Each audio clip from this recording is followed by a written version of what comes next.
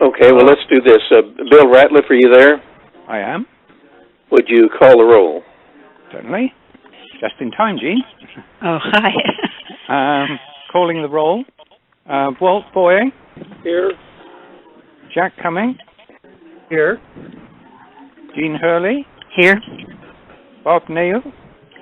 Here. Bob Nicholson. Here. Charlie Polk. Bill Ratcliffe. Here.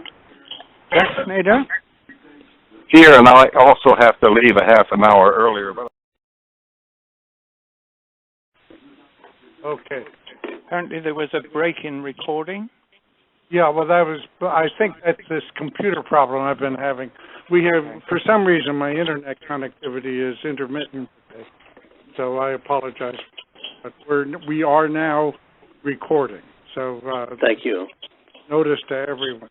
All right, you have the financial statements that's prepared by Lanigan. I have a couple of comments. First, at this time of year, ordinarily we'd be doing a budget.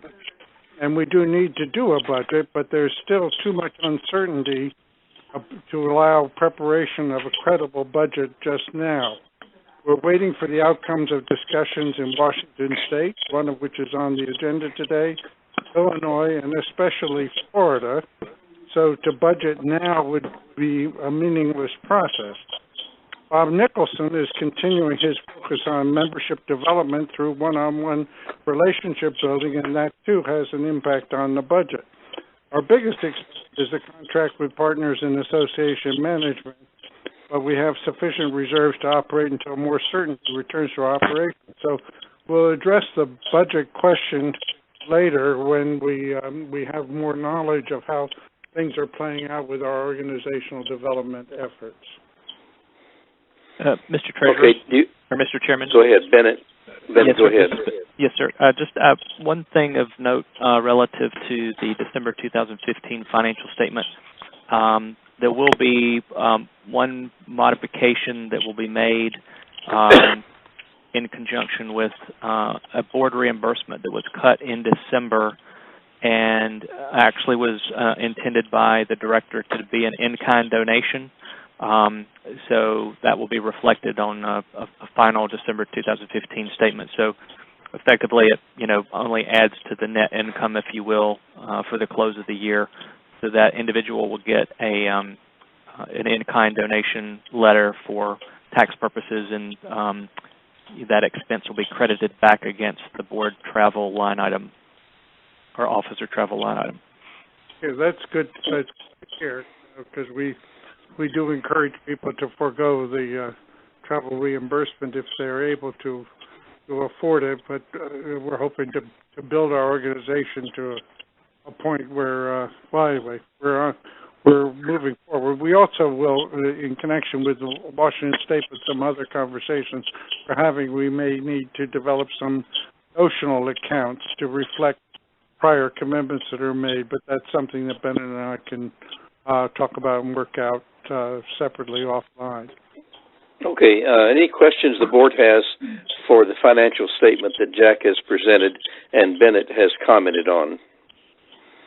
If not, is there a motion to receive and approve the financial statement? I so moved, Jean Hurley. Is there a second? Nagel, second. All right, thank you, Nagel. All in favor say aye. Aye. All right, opposed no. Let's go on to number 3, leading age relationship. That's Before we do that, all right.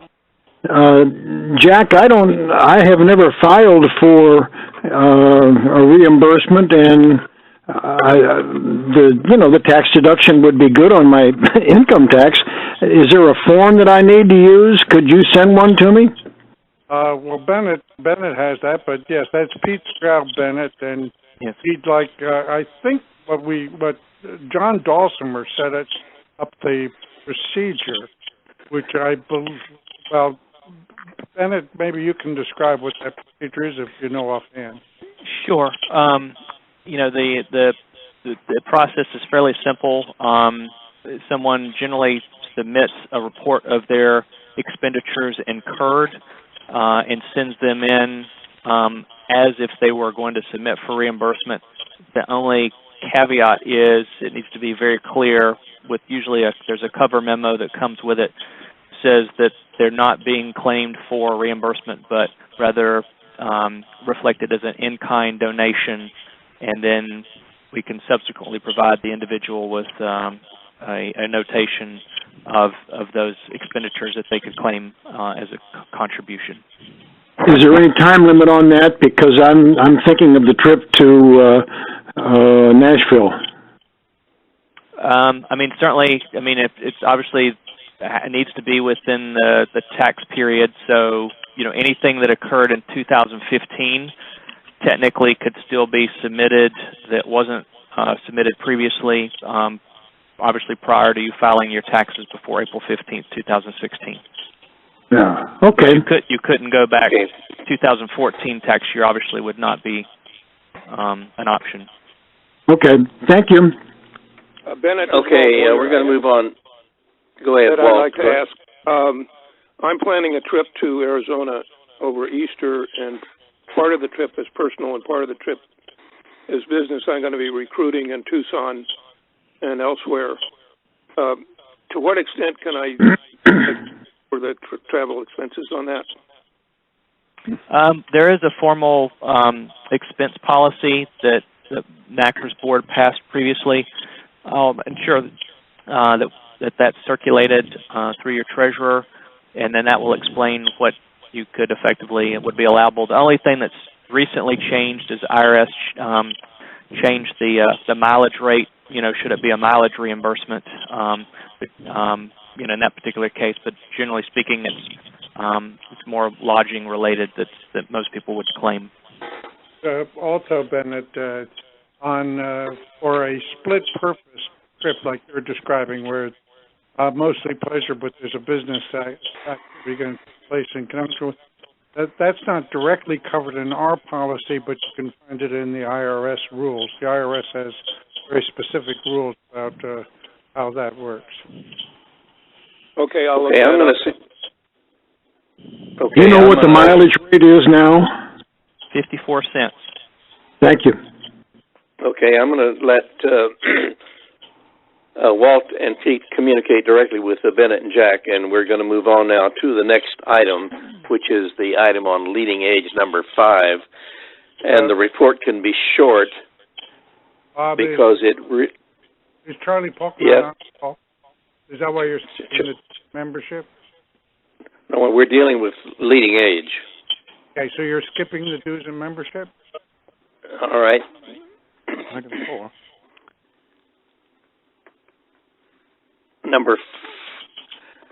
Okay, thank you very much, Jack. You may not know this, but it's a bit overwhelming to manage all these balls in the air at the same time. Is Charlie Polk on the line? Let's wait for Charlie. And Kim, could you call Charlie on a separate line to be sure he comes in with us while we proceed with the agenda? Yes, sir. I'll do it right now. Okay, so thank you, Jack.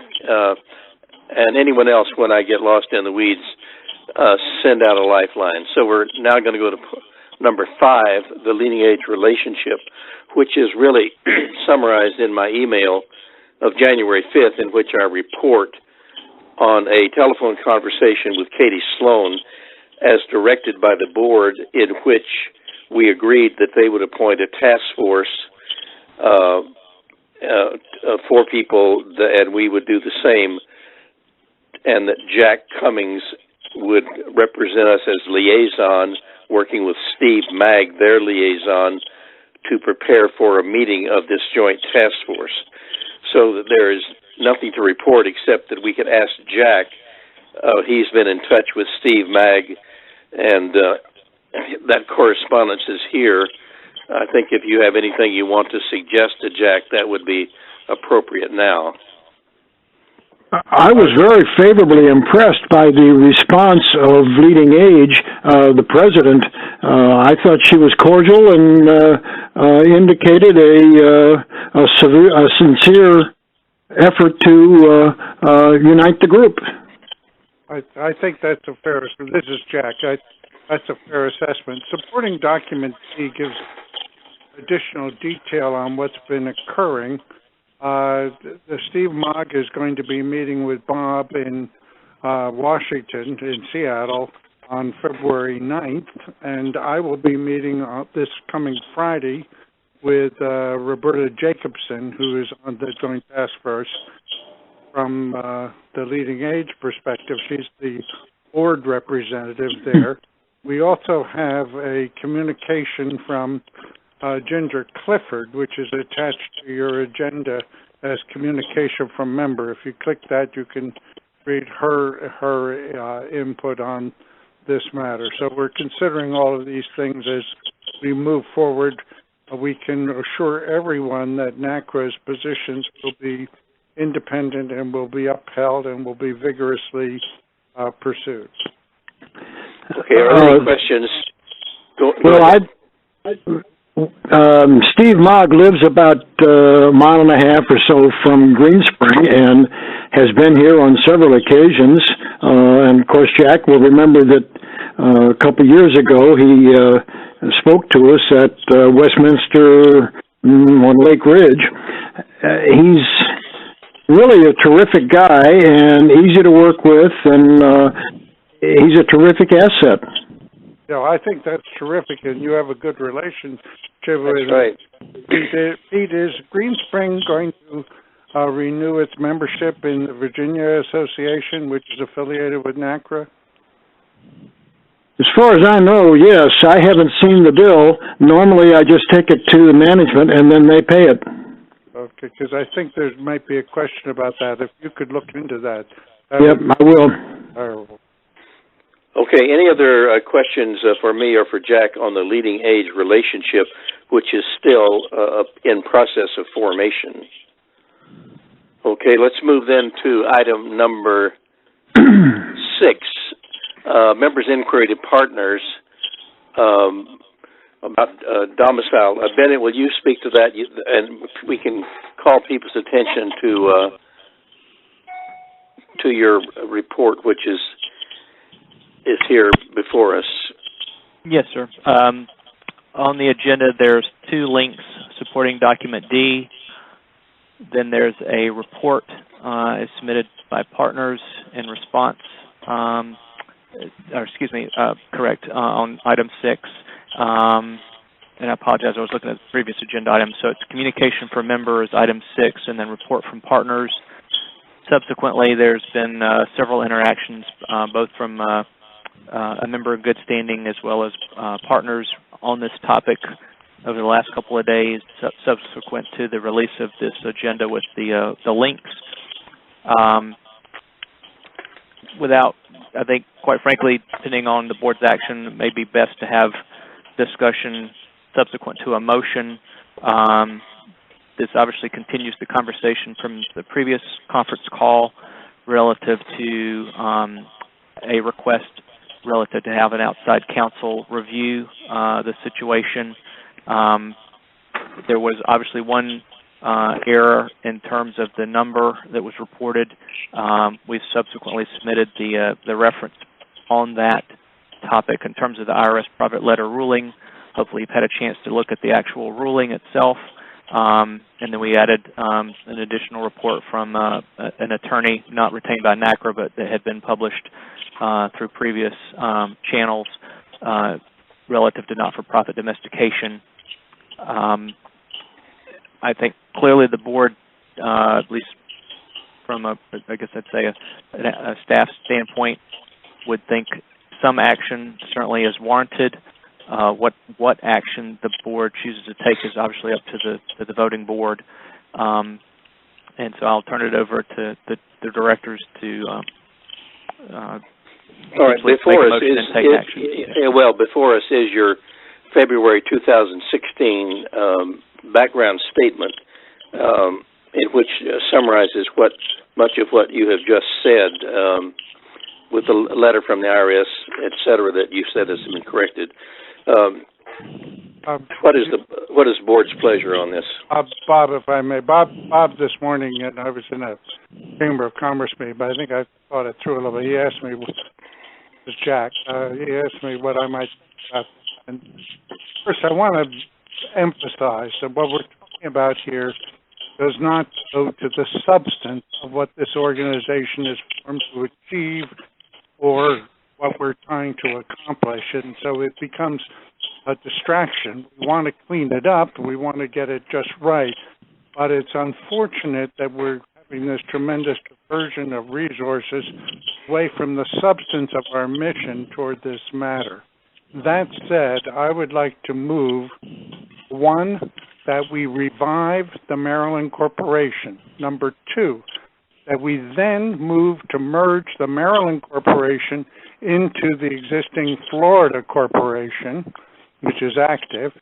And then third, that we follow the redomestication procedure formally so that the Maryland Corporation, as it's merged into the Florida Corporation, is redomesticated so that there is no question that we've dotted every I and crossed every T in the letter of the law, and that we can satisfy all compliance inquiries. Nader seconds the motion. Go slow now. I heard three voices. Jack finished, and then did someone second the motion? Boyer, I seconded. Nader seconded the motion, and then Boyer also seconded. So we got. So we got a bunch of seconds. Okay. Now discussion. I think this, as I understand it, and this is way beyond my pay grade to understand this, is this cleans up any question about the legitimacy of our corporate standing, and does not in any way reflect on any change in the mission. It just says our house is in order with the IRS. Is that my understanding? That's what we're trying to accomplish here, Bob. But I think we want to thank Liz Tidyman for bringing this to our attention and for making us aware that we really need to comply with every legal formality, no matter how complex, minute, or arcane it might be. And I noticed that Liz Tidyman is on the call. Would it be appropriate to ask her to comment on whether this motion would satisfy what she perceives as the compliance path that NaCCRA ought to pursue? All right. Liz, are you there? Liz Tidyman? So I guess she elects not to speak. Okay. So there you go. We've got a motion and a second. Any further discussion to, and I hate to use the word clean up, but you know what I mean, clear up and get this off our plate, because we spent an inordinate amount of time, both our time and the partner's time, on this matter. So without any... Well, speaking as a lawyer, or as a previous lawyer, the IRS response to our request was clear and definitive, and from their point of view, we are not changing anything other than the address, and that doesn't preclude a continuation of our standing or anything else. Jack's motion makes it a little bit more clear as to the transfer procedure, but the fact that we're transferring location has no substantive bearing at all. It's just a factual thing. Well, thank you, Pete. I think that's the way we understand it, and we're grateful to Jack because his motion does, as it were, clear the air and eliminate ambiguities or question marks. So that, with that in mind, let me call for the question. All in favor, say aye. Aye. Aye. Any opposed, say no. It is ordered. All right. So we're going to move on. Has Charlie Paulk gotten here yet? Mr. Chairman, we've gotten word that he is not going to be able to make the call, and has asked if Mr. Cummings is willing to present some information on the progress, that would be his request. All right.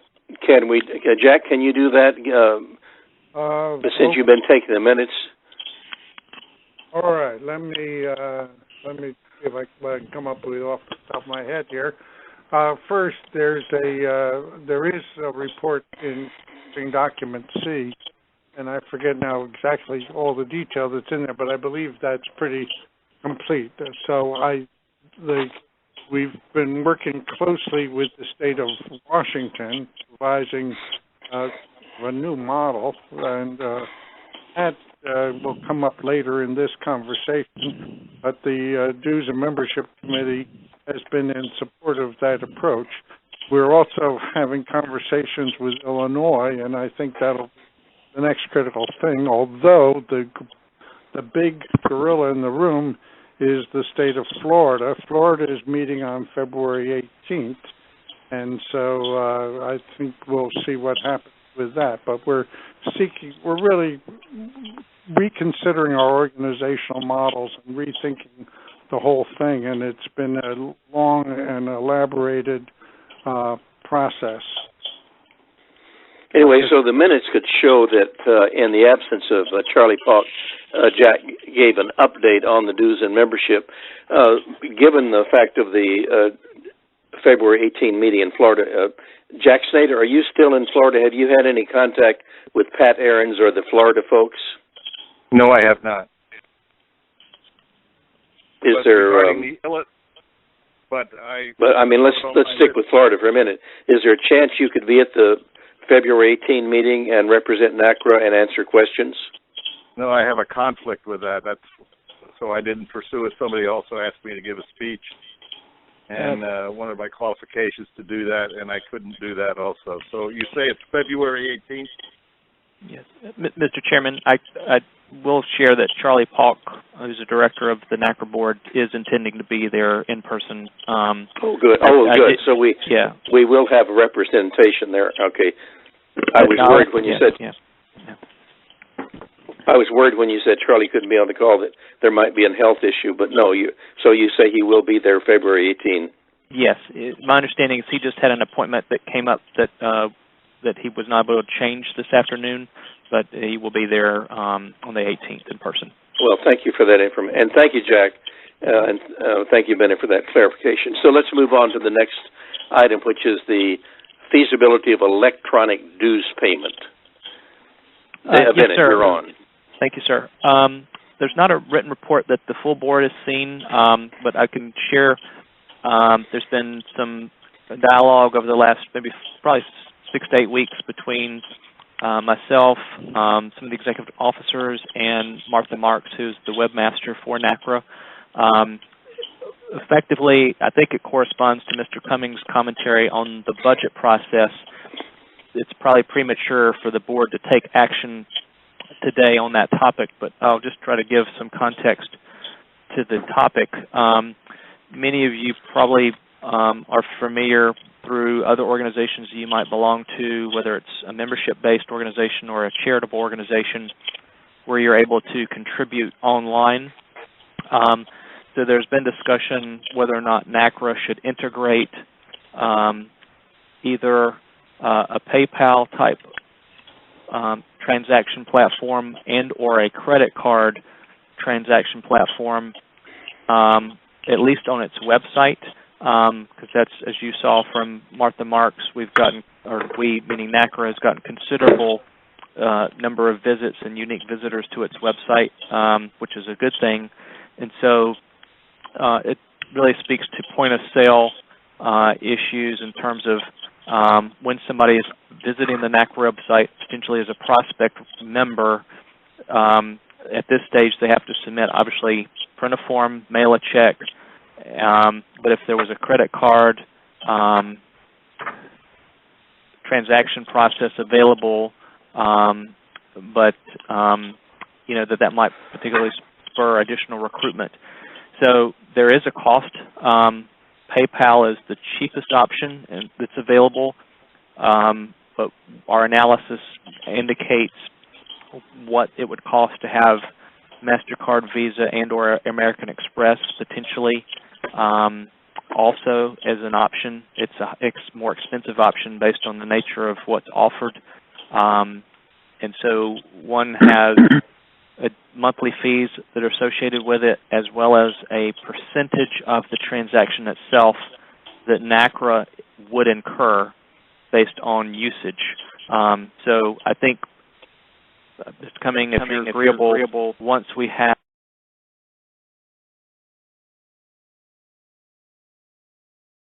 other state agreements that may come forward by the March meeting, when the board meets in March, you could look at that as part of the budget discussion in total, and that would probably be the appropriate time for this board to determine what, if anything, it might want to do on that.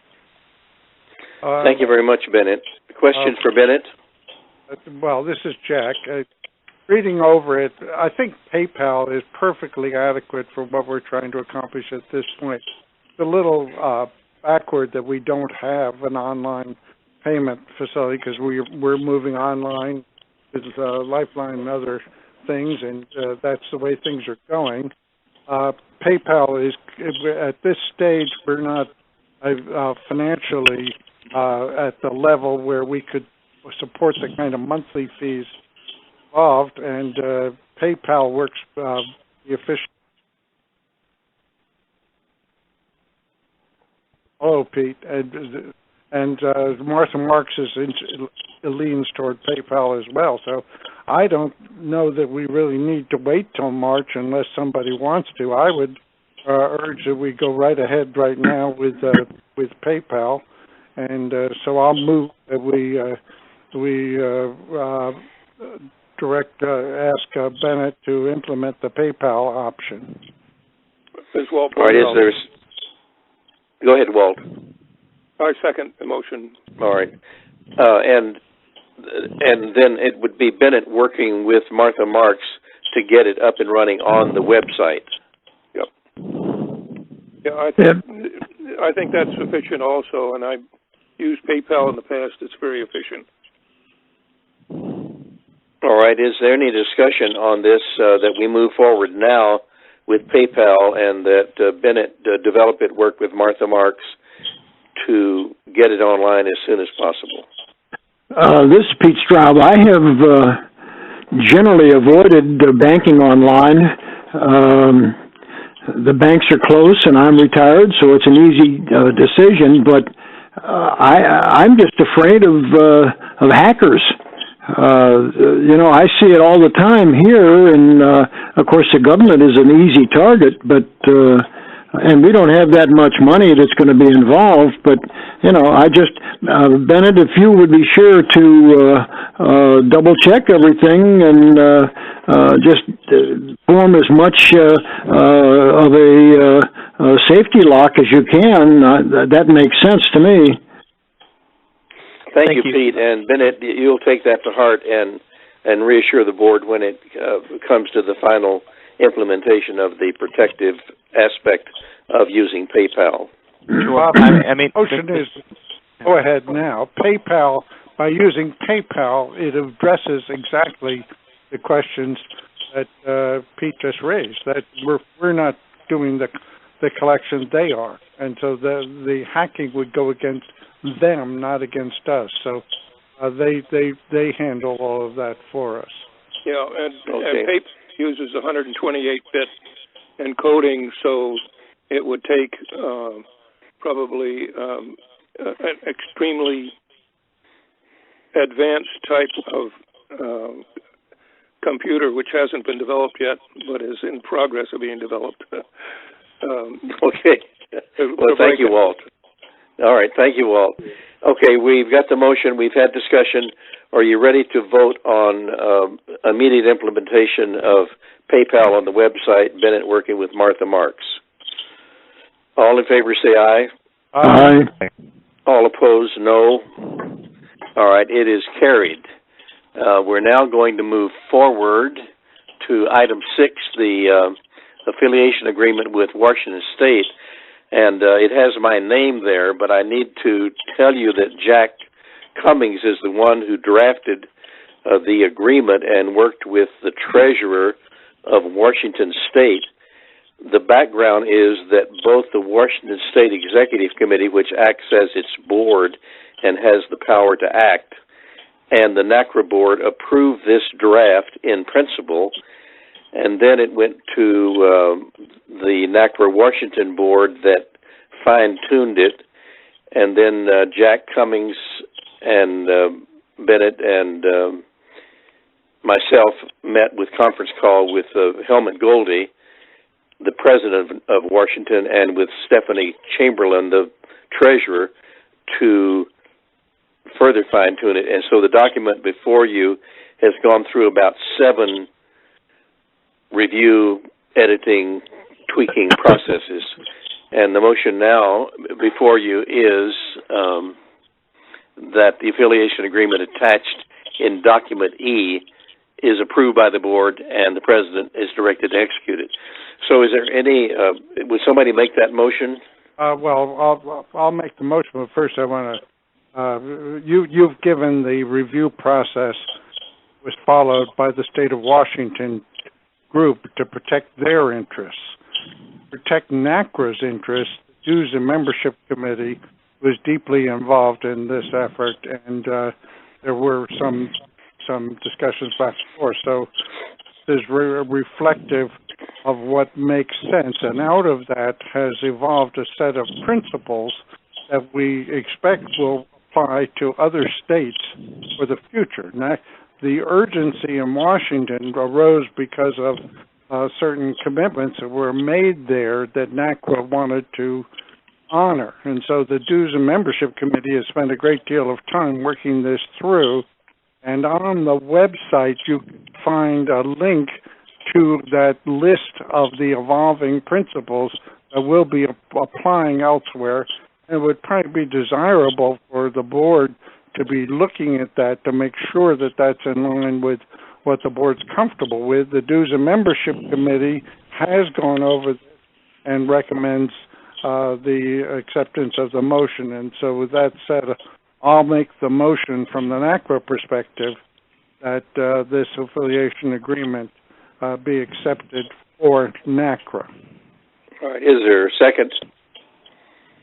Walt Boyer, second. Okay. Now, further discussion. Jack? I really have appreciated Jack's keeping the NaCCRA interest alive and well and represented here, because this, from my point of view, I've been working on getting NaCCRA Washington up and running for the last 5 years, and only in the last 12 months did we get a vote to create NaCCRA Washington, so that this is a fulfillment of about 5 or 6 years of work on my part. So I must confess that from time to time it appears that I haven't left Washington to join NaCCRA yet, but I really have. Jack, could you summarize, just hitting the high points of document E? The high points are that in return for our moving to electronic distribution of Lifeline, we will share $10. NaCCRA's share of the dues would be $10 a year per member, but that all state of Washington members, all members of the Washington State Resident Organization will be NaCCRA members, paying $10 per year per member to NaCCRA, in return for which we spare them some compliance steps, some administration, and we will provide administrative support through partners to them. And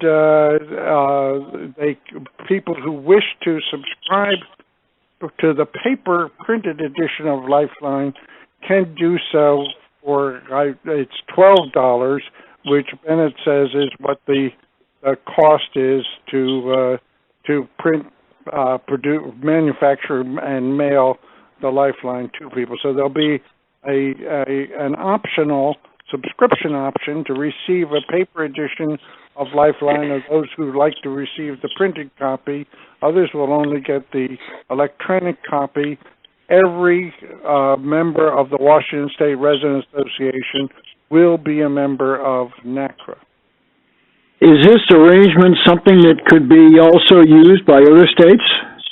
There's considerable conversation about that in the Dues and Membership Committee, and I'll send you the link, but it's on the NaCCRA U website, which is controversial, but that's where it is. And all the recordings of those meetings are all available there, and you can listen to that discussion. This is under consideration and discussion in other states. The big state, of course, is Florida. It's on the agenda for Florida's February 18th meeting, and it's uncertain how that meeting might go at this point. Thank you. Thank you, Jack. Are there other questions? Are you contemplating doing this for states that already are paying $20 a year dues, like Virginia? Well, it certainly would make tremendous sense for Virginia, but it's a little more complicated to get into that right now. I think that's something that's best discussed directly with Joan Lewis. Okay, Pennsylvania, Massachusetts. Those are other states, yes. The thing about it is, right now, people in Washington are paying $10 a year dues. And this is for NaCCRA. They don't have a state organization as such that they're paying dues to. Well, I think it's a little more complex than that, Gene. You know, maybe we should take this up offline. Okay. Are there other questions for Jack or me? What are we voting on? Whether or not we're going to? We're voting on the agreement, which is in your packet. As supporting document E. And I didn't get any supporting documents. Nobody sent me any supporting documents, so I don't have document E. We sent it to you well in advance, and we reminded you yesterday and asked that you familiarize yourself with it and be prepared to vote today. But if you're not, I suggest to abstain. So what we're voting on is whether or not to continue the existing arrangement with Washington. Just with Washington? We're voting just on this agreement with the state of Washington, but it sounds like I would advise you to abstain. Well, what are we doing? Renewing the agreement with Washington, or just simply? No, Gene. Let me speak to it, Gene. This is Dan Seeger was here 2 years ago, as was Catherine Pearson. He said NaCCRA would like Washington State to be the first state in the nation where all the state members are members of NaCCRA. And to do that, he proposed, Dan Seeger, that we have a revenue sharing plan. And so Dan resigned, and that the people who heard that have continued to say, how's the revenue sharing plan going to work? Because a year later we organized and have a state association. So this is worked out between NaCCRA Washington and NaCCRA nationally, between the two governing bodies, and it's an agreement, and it's the first kind of agreement that NaCCRA will engage in. It is a foretaste of where we have other startup states, for example, Tennessee, Indiana, Maine, New Mexico, where I've been, and have a plan for getting them into NaCCRA, where all the members of NaCCRA are members of the state, and vice versa. So it is, as Pete Straub said, a model that can work in other states. The fact of existing state associations like Florida or Virginia is a totally different matter. This is dealing with new startups, and you're talking about how can we deal with existing states. And the Dues and Membership Committee, as I understand it, are working on both those issues, but they are two separate issues. Is that a fair statement, Jack? I was checking whether I'm muted or not. Yes, I think you stated it very well. I think Walt Boyer can probably help Gene a little bit as well, but we're also having conversations with Joan Lewis and Barbara Hildenbrand. There are people in Virginia who are up to speed on this. So what Jean said was that she hasn't yet had a chance to look at this issue and to familiarize herself with it, and that's why I suggest that rather than take this whole board meeting to be a teaching session, we simply just abstain because she wasn't ready to vote on this particular issue. people in Virginia, Joan Lewis and Barbara Hildenbrand, are working on it, and it's in good hands. So you're saying that everybody understands what they're voting on except me?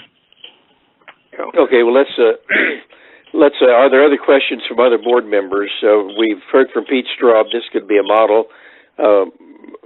Jack Snyder's on the committee, as is Jack Cummings. We're waiting to go forward, Bob. We're waiting to get approval on that. But meanwhile, we're signing up people. We got 60 in January that have joined NaCCRA, and they might as well have joined NaCCRA if this had been approved. All right. Are you ready for the question? Can we vote now? All in favor, say aye. Aye. Aye. Opposed, no. It is carried. So thank you very much. And Jack, would you be sure that Gene gets a copy of the agreement and the background? Yes. Okay. Now we're ready to go from item 8 to item 9, bylaws revision. And here's another case where the subject is almost a bit above my pay grade. As you know, we have worked on bylaws. Judy Moss was chairman of bylaws committee. We had a productive meeting at Green Spring. Pete Straub was there as a member of the committee. Dan Seeger was there, took notes, as was Jack Cummings and myself, as invited guests. Since that time, we have had numerous proposals, actions, possibilities arise, such as the discussion that just took place. So the bylaws have become more of a major concern than a minor one, and when I say the decision, I guess that's the decision that I feel we need to make is that the board as a whole become a committee of the whole to deal with the bylaws, because it just involves so many ramifications and moving parts and changes and setting a new direction for NaCCRA. So with that background, I'm going to suggest that at our March meeting, we consider how to create how we become a committee of the whole and deal with this exclusively, and then we would report to ourselves. And this sounds kind of the pattern is the Continental Congress. Can you, Jack? You brought that up. Can you elaborate on that model of committee of the whole versus the governing body? Okay, I can try. Actually, it was the Constitutional Convention met in Philadelphia in 1787, and I'm trying to remember. I forget what the issue was, but I think it was the question of the term of office of the president. Some people wanted it to be one term for 6 years, and others wanted it to be 2 years and 4 years and all that. So to resolve that single issue, the proposal was made that instead of the convention meeting as the convention, it would meet as a committee of the whole, meaning all the people who were delegates to the convention were members of that committee, but the focus of it when it met as a committee was to address a single issue before that committee, which then reported to the whole, which was, of course, the same, but it had the effect of untangling that knotty matter and getting them beyond it so that we did wind up with the Constitution that we have today. So that was the precedent. Now, here with the bylaws, we find that there's been a bylaws committee, but all of the directors are very interested in the question of the bylaws. So the proposal was that the bylaws committee going forward, now that Dan and Judy Moss are no longer involved, be simply a committee of the whole. Now, Pete Straub, as an attorney, may have a better way of describing it.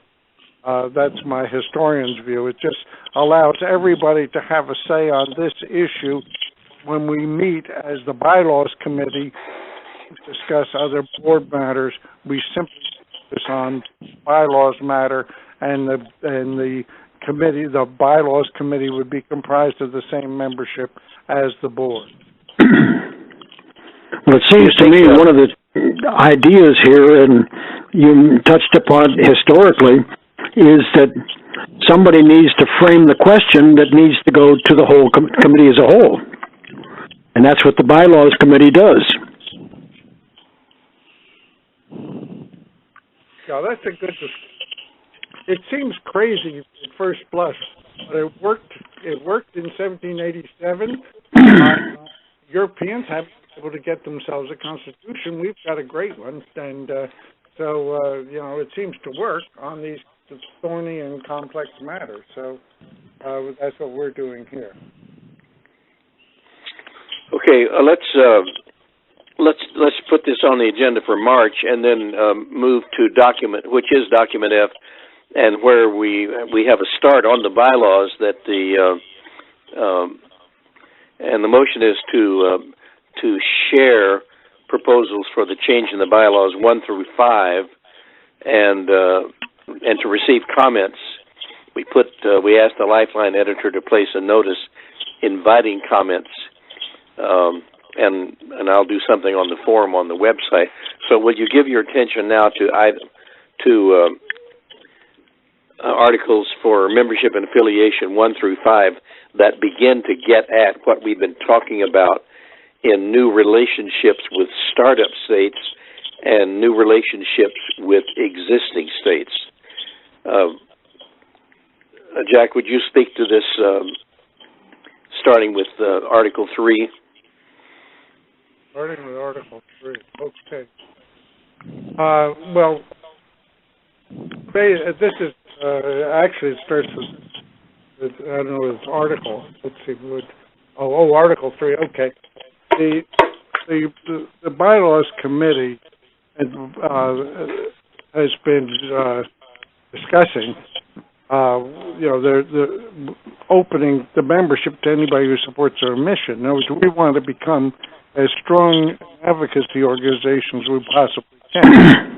So it's right now we have CCRC residents are able to be full members, but others are sort of treated as second class, and they pay the same, and they support the organization, and they may even bring energy and expertise to us, but we treat them as second class, and that just seemed unreasonable. So we're moving toward an inclusive model rather than an exclusive model.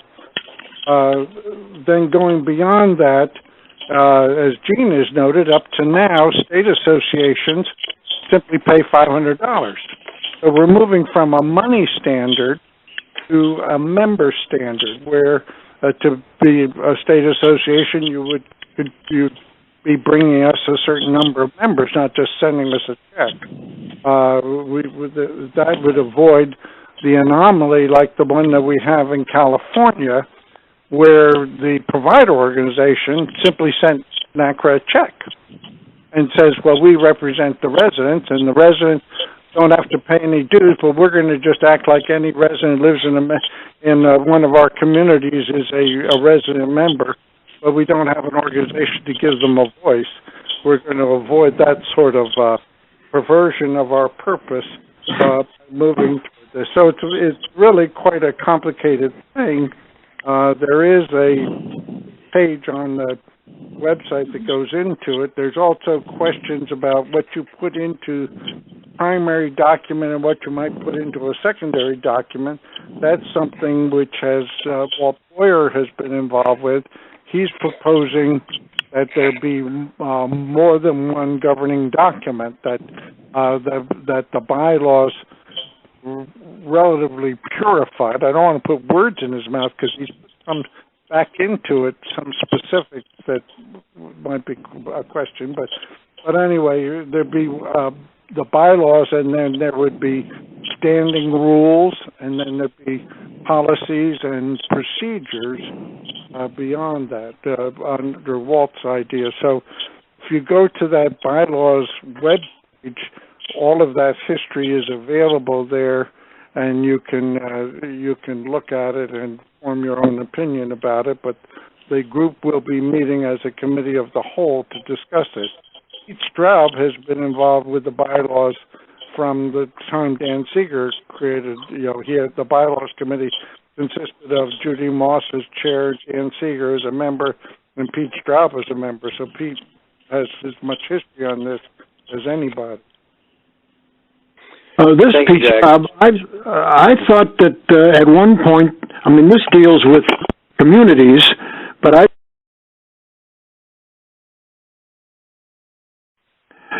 thought at one point the idea was that anyone who wanted to join could, and they could be an individual member. This, of course, deals with communities, but does that exclude my son from joining? No, article that Jack just spoke to, Article 3 membership, any individual who supports NaCCRA's mission may become a member. So that deals with individual members. Under the bylaws as they were, the board changed what the draft was. In other words, if we had a bylaws committee that proposed this a couple of years ago, and the then board, by a very small, by a vote of one actually, changed it so that your son could join, but he'd be a second-class member. Wait a minute.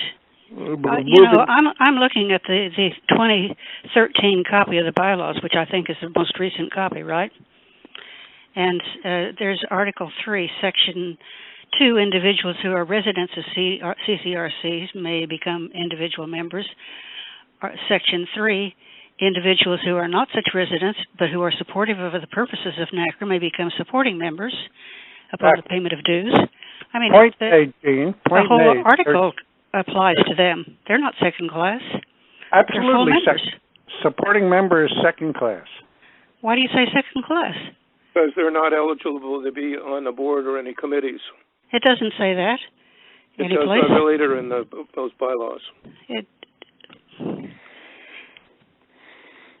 Okay, let's stick on what's before us. The question before us is: shall we vote to receive this draft about membership and affiliation and share it through Lifeline and on our website with the members to invite their feedback, and then in March, as a committee of the whole, be the the bylaws committee and look at the bylaws as a whole? So that's before us, and I'm mindful of time, so may I... Bob, before you call the question, let me say one word about these. It makes two changes which I think everyone on the board should be aware of. First of all, it means that currently only people who are residents may be on the board of directors. With this change, then any member can be on the board of directors.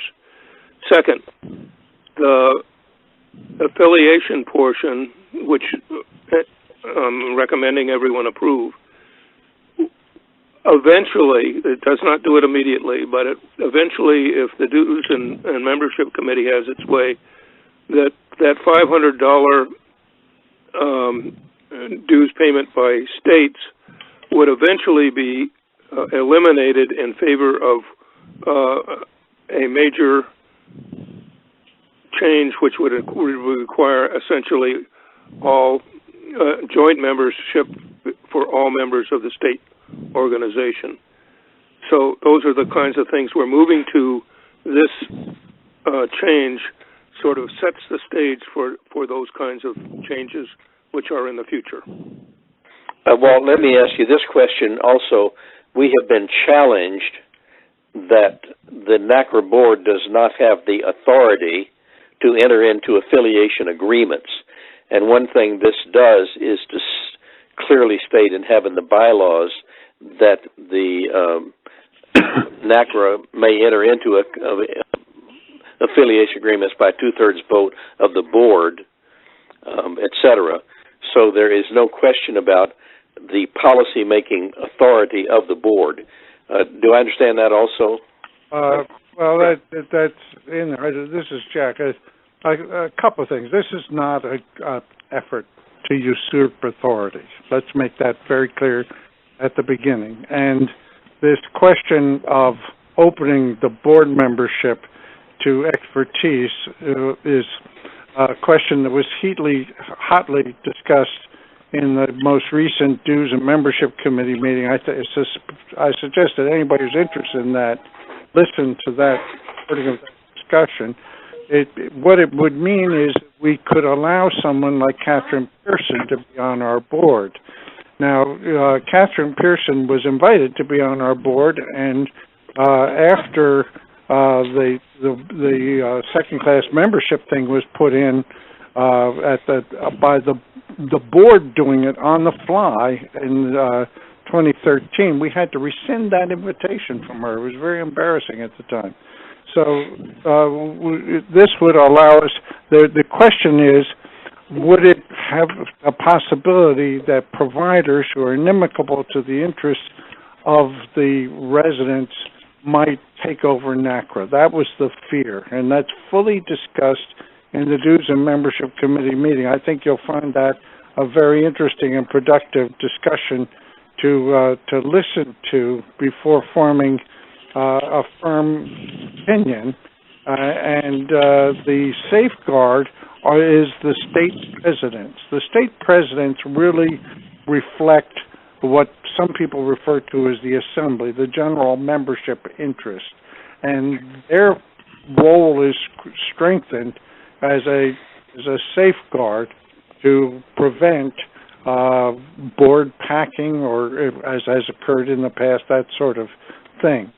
So this is really, we're trying to make this a more democratic, a more open, more transparent organization, as we would like to have for all of our relationships. That's well stated. Okay. Thank you, Jack. I think I'd like to draw your attention. Yes, go ahead. Is there anything in the Washington? Is there anything in the Washington agreement that we've just approved that would conflict with this? I just ask it as a question. I don't know of anything. Has that been examined, Jack? Well, there's nothing there. The bylaws change would be consistent with what we're doing with Washington. It was very difficult to work out everything in Washington because of these eviscerated bylaws that were put in place in 2016. After that, that's also on the website if you want to listen to it. But what happened in 2013 was very unfortunate and gave us a very imperfect set of bylaws, which is the reason why Dan Seeger, immediately upon taking on the presidency, formed a bylaws committee. But as Gerard Highland said the other day in the state president, it looks now like all NaCCRA ever does is discuss bylaws, and they don't do anything. So we're trying to get out of the way so we can move forward and have some accomplishment. Good heavens, we have a mission. Jack, and we're trying to. Bob Nicholson for Jack Snyder. In the Washington State NaCCRA Executive Committee, the question of this double standard, regular members and sporting members came up, and they said, well, we've got to be consistent with the NaCCRA bylaws. And I said, NaCCRA bylaws are moving toward, and I said, I'm not speaking ex cathedra, but NaCCRA bylaws are moving toward any member or any person can be a member of NaCCRA.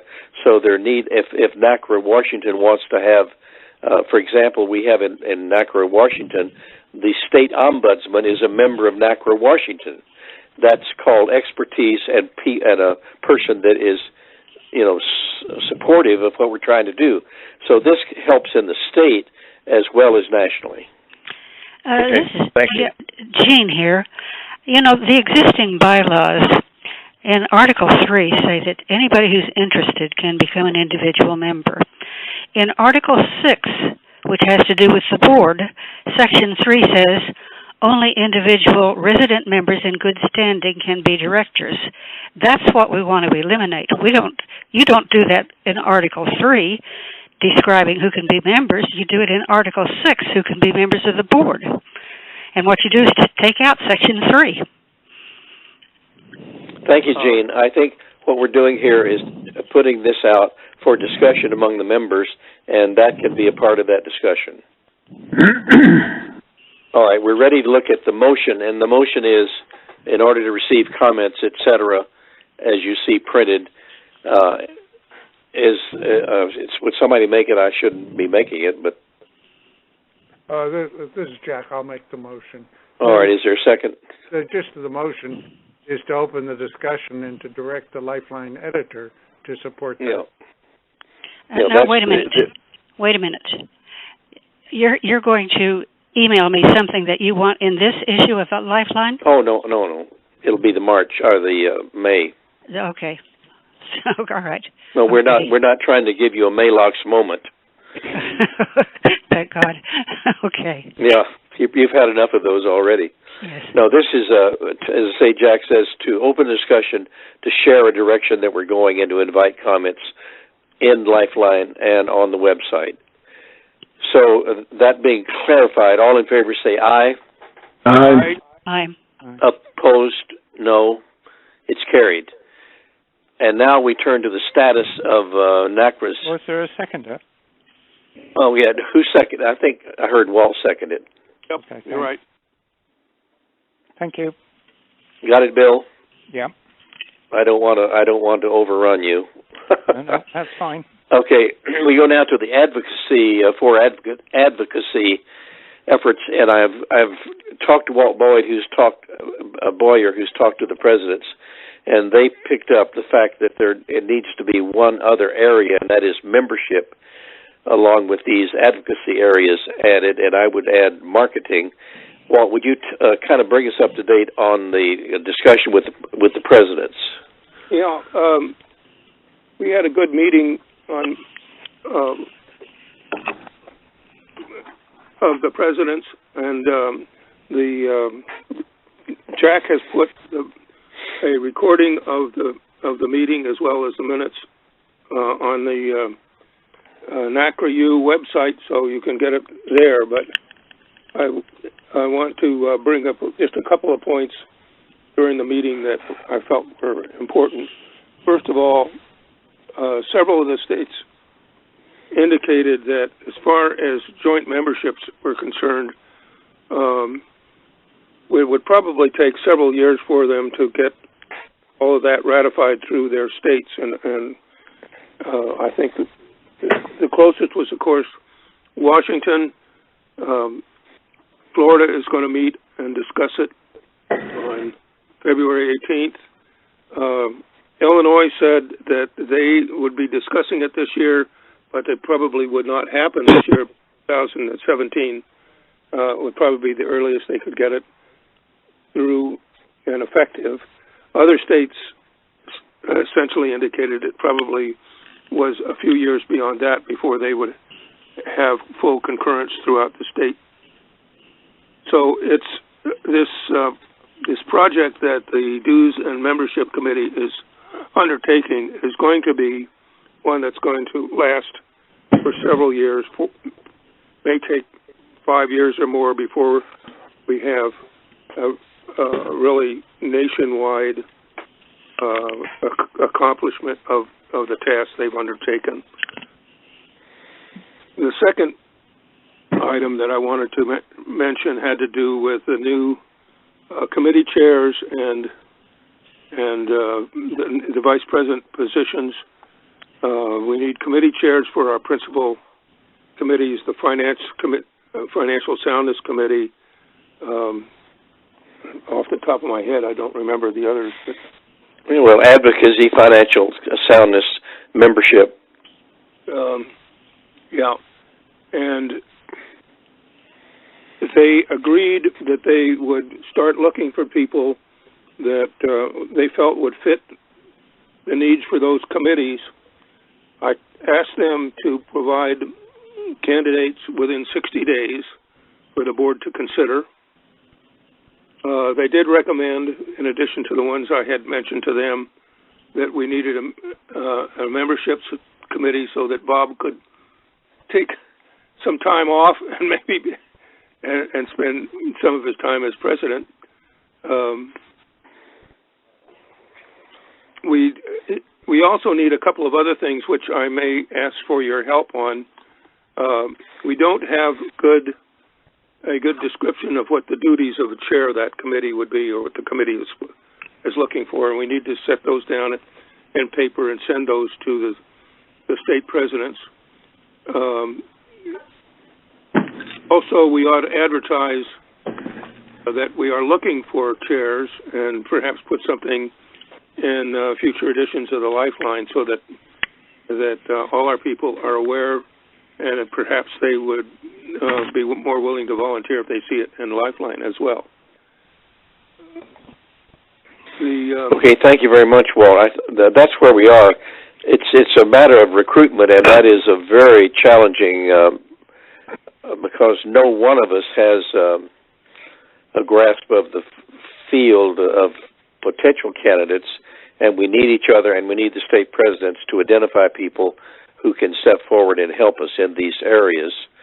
So with that, is there anything else you need to add? Because we've kind of merged items 10 and 11. They brought up, and that was, it had to do with the Financial Soundness Committee. One of the things that the committee was looking at before Gerard resigned as the chair, he's still acting with the committee, but they were trying to find a relatively simple approach to evaluating the financial soundness of a committee, of a CCRC. And we discussed that at some length. Both Gerard and I made comments about it that are in the minutes. I suggest you go to take a look at those. But I think that's something that's important, that is going to have some widespread interest throughout the communities for all residents.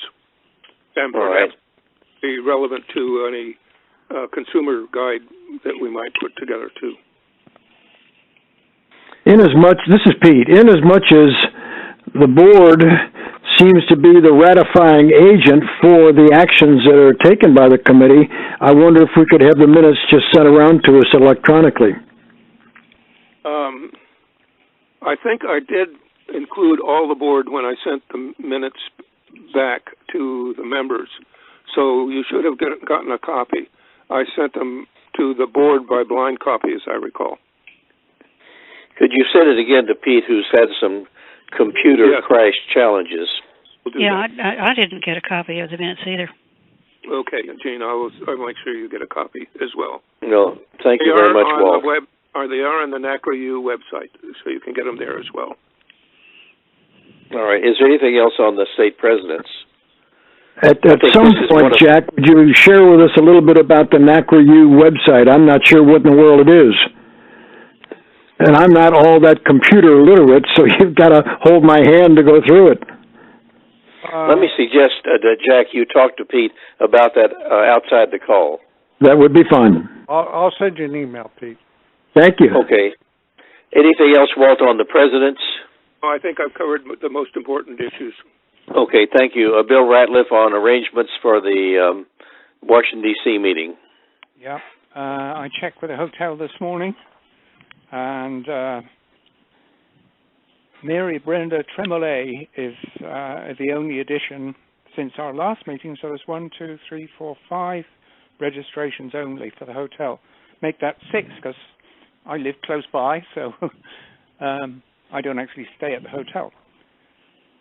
So, well, I may participate also, since I can just drive to it. Yeah.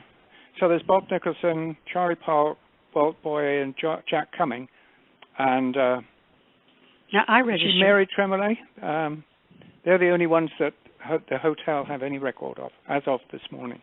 Yeah, I have confirmation registration. I've got a email confirmation. What do you have the confirmation number there? Let's see, where did I put that? Just a second. Well, let's do that outside the conference call, if you will, Gene. Send it to him directly. Yep. Your name was not on the list they sent me this morning. Yep. So it needs checking. And I thought has Bennett left the call? No, sir, I'm still on the call. I probably will be staying with a former friend from Capitol Hill. Okay, all right. Good. Because we look forward to being there. All right. Anything else, Bill? Yeah, reservation confirmation 9480-7635, Washington Marriott Wardman Park. 7685. Okay. I will check with them. Is Martha Marks on the... Excuse me, go ahead, Bill, I'm sorry. I sent an email to everyone on the board reminding them that they need to register and also to register for the conference itself. And there were a few tips on how to get complimentary entry to the conference. I registered myself yesterday, and it's fairly straightforward. Yes, I did also. Thank you, Bill. Is Martha Marks on the call? So there's no report from the website. I think the one of the things that with the PayPal is that Martha is moving toward a two-tiered website. One, information about NaCCRA, and the other, a member inside. When I say inside information, I mean that would be of interest to the members. But Bennett will work with her on those things. So that goes to the staff report. Bennett, can you give us a staff report, the last item? Sure. Yes, sir. It's very short since we covered some of the other items under other agenda items. The only thing we would kind of correlates back to the Washington discussion is we're working with volunteer leaders from Washington State on a joint membership renewal form. So hopefully that's something that will be confirmed later this week in terms of the final language that would be on the form for residents in Washington to use, but that's an operational item. No board action necessary on that. Thank you. Anything else? No, sir. Different issue question for Jack. Will there be go ahead. a call-in? Will there be a call-in on the Washington program? Washington, D.C.? No, I don't think there's one needed because I think everybody's going to be there in person. And, well, you and I had talked about that earlier, and you said, yeah, you could just call in. That's why. Well, that was done specifically in Boston with some difficulty because we had two people who, because of inability, couldn't be there. But that's not going to be the case in Washington. But we talked at some length as to whether it was worthwhile to go in just to go to the board meeting. What was the other functions to be there? And you suggested, well, on that basis, you know, there's no need to go in. And I don't want to be lack of involvement, but yeah, no, I plan to be there. I think it's desirable to have an in-person board meeting. But Jack, I think a number of the state presidents might want to listen in if it was available. Okay. Absolutely. So maybe Bennett can do that? Who should make that available? We could probably work something out through, we certainly could use the line 1, and I can work with Mr. Ratcliffe. I can contact the Marriott to get a speakerphone. You don't want to use a cell phone. Speakerphone's going to be better, so we can determine what that cost would be and use the line 1 as the call-in number. I'm very happy to cooperate on doing that. Yeah, but the hotel, okay. Is there a limit on the cost that we're willing to incur for this? Cause I can. We were told in Boston that to do that, the hotel was going to charge, I think it was $1,000. Usually for a speakerphone that the hotel would supply, it's between $150 and $175 for, and it's a speakerphone. If you're going to do it, it's the kind where people on the other end can hear the speakers. So that's probably somewhere in that ballpark what it would cost, hard cost. Okay. Other questions for Bennett about staff matters?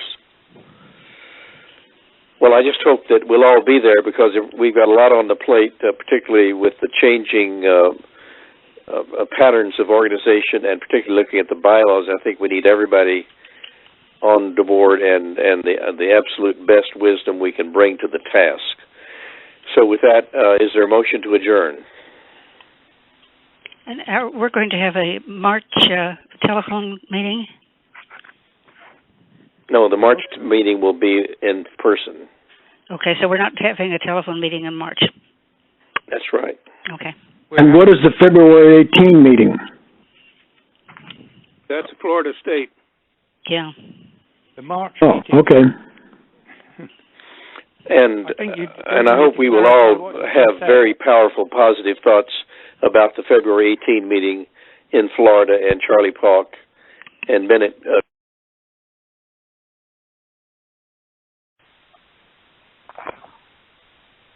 Anyway, somebody. Anyway, I just want to say, Bennett, communicate to Charlie our good wishes and to Pat Aarons. I talked to Pat Aarons, told her of our good wishes, our hopes, our desire to work forward with them. So we've laid the foundation, and we just hope it is productive. Great. So with that, I'm going to declare the meeting adjourned, and thank you all for being on board. Thank you. See you in Washington, D.C. Thank you. Bye-bye.